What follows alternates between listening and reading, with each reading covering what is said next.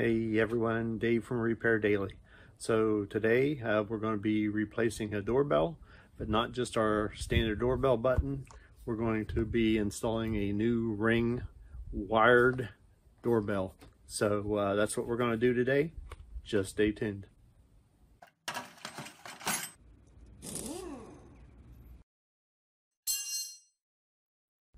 Okay, so here's the doorbell button we're going to be replacing.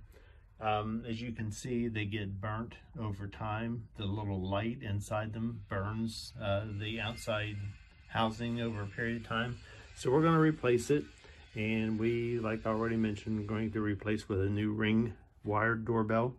The first thing that we're going to want to do is turn off our breaker to our transformer downstairs, and we'll do a box opening, show you the parts that are included in this ring, and we'll get started.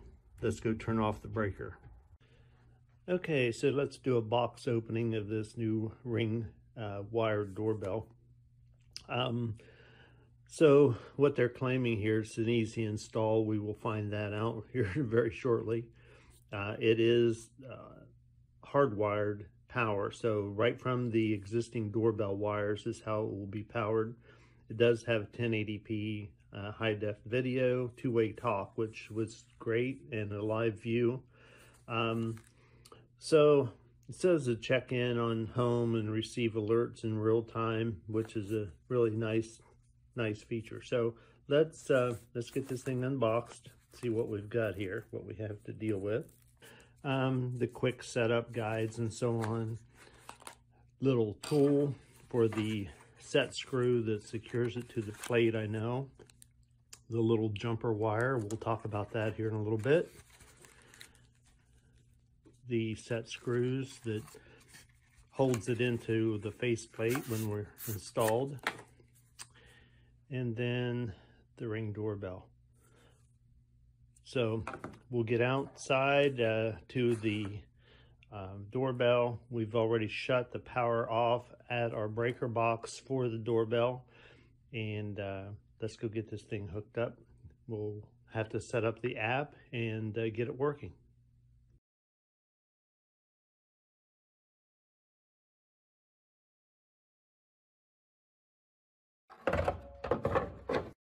So as you can see on my doorbell here, I have two connections, and then we have a ground wire or common wire connected together. So it's these two hooked to the doorbell that we're going to take this little jumper and go from one terminal over to the other. So I'll get that on, then I'll show you what it looks like. Okay, as you can see here, we have the jumper wire hooked from one terminal to the other, and it is spelled out clearly in the instructions. Now we'll get our cover back on.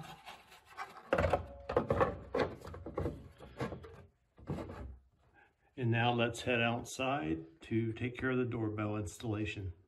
Okay, so let's get this doorbell button off. You can see the two wires that we're going to be removing here. Now you do want to take care if your doorbell hole here for the wires is large. You don't want those wires to fall back into the hole. You'll have to do some fishing to get them out, and that's no fun. So just spread them apart. Let's get the new one, get it installed. Okay, to pop the faceplate off of the Ring doorbell, you push on the bottom and pull out on the back of the faceplate, and it will come off. Let me set that down. As you can see, we're flat on the back with our two connections for our two wires. Now, on my situation here, I've got this little part that sticks out on the door frame. So to make this look right when I'm finished, I'm going to cut and chisel this part out, and I will do that quickly, and then I'll just show you how it looks when it's finished there. Okay, so here's what I've done.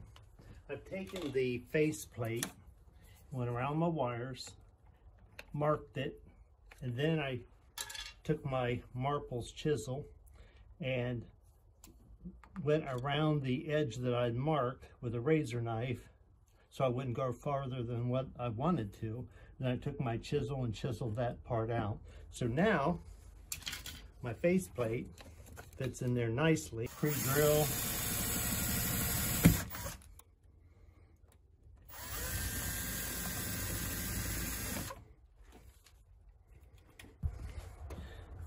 Okay, then doing one at a time.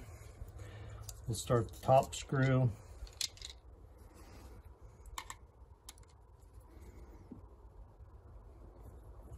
Just by hand, just take your time with these things. Then we'll start the bottom screw.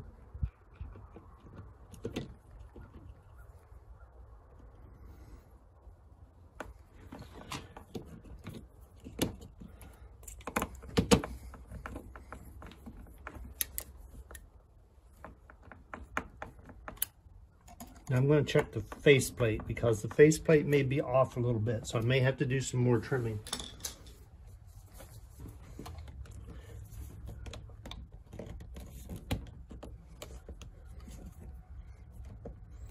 No, actually it looks like it's going to be a nice fit. Okay, so now let's back it off. We'll hook the wires up. We have a test fit. Everything looks like it's going to work out fine.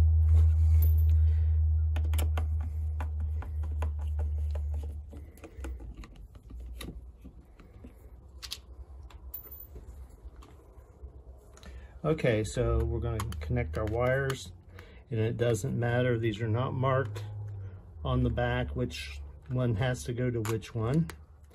Little tip here, and many of you I'm sure already know, is on your wiring. On your wiring, if you bend the wire in the direction that you're tightening it, it pulls into the screw instead of trying to pull away from the screw. So I'm going to hook this up. I'll show you what I mean. Okay, so I'm not sure you'll be able to see this on video, but the cable is wrapped around the screw, so when I tighten the screw, it's pulling down into the screw, not trying to back it out. So we'll just bend our wires up into this opening and get it screwed down. Okay, so we have the doorbell installed. We're going to go break open the app, and I know this has a sync button of some type to hook to our internet, so we're going to go take care of all that before I connect the faceplate on. So let's go check into that. Okay, so I downloaded the app to my phone, and they asked for me to scan a QR code, which I was afraid was on the back, and I came out here and it's not. It's on the side right here. So I scanned the code, set up an account, and got the app all set up on my phone, and then linked my wife's phone to the doorbell too, so it will notify her as well. So one of the things that I know that some people have an issue or a problem with the Ring Wired Doorbell is when you put that jumper on your doorbell inside, you're basically disabling that chime. So the chime that you're going to hear, you will hear it down here, and you will also hear it on your phone saying that there's somebody here. So if I push, you can hear it out there, and it's also ringing here on my phone saying somebody's at the door. So while I'm in the house, as long as my phone is on, it's going to alert me. But the inside chime does not work with the wired Ring doorbell. So that's what we've done, and it's going to fasten the faceplate on. We're all finished up. If you like this kind of content, please like and subscribe, and I will talk to you on the next video.